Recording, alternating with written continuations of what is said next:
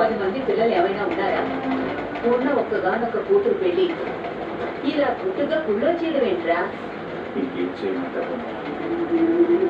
అందరినీ పిలిస్తే జరిగింది తెలిసి నలుగురు 4 రకాలుగా మాట్లాడుతుంటే అది విని భరించే శక్తి నాకు లేదమ్మా.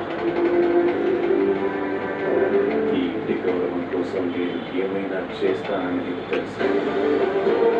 గౌరవం కన్నా నాకు నేనే ముఖ్యం కానప్పుడు కూతురు ఎక్కువ అవుతుందా? అది కాదు రఘు, పెళ్ళైన తర్వాత పీటల మీద పెళ్లి జరుగుతుంటే ఎదురుగా మాట్లాడుకోవడానికి తేడా ఉన్నదా?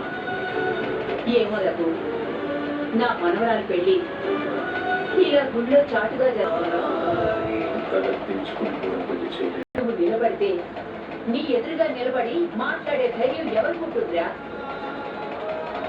ఇప్పటి వరకు లేని ధైర్యాన్ని ఇప్పుడు ఎవరు నా గురించో నా కూతురు గురించో తప్పుగా మాట్లాడితే ఇది బ్రతకన్నా.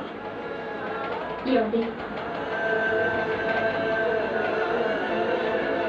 మన రామాన్ని కూడా తీసుకువెళ్దాం. తనకి నచ్చినవి తీసుకుంటుంది.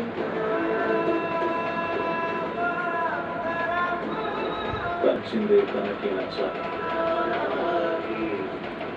అవసరం లేదు.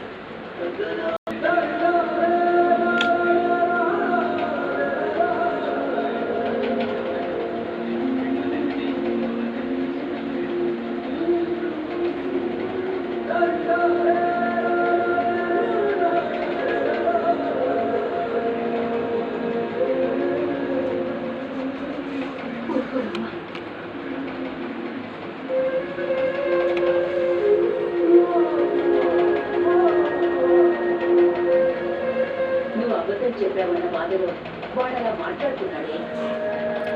బాధపడకమ్మా.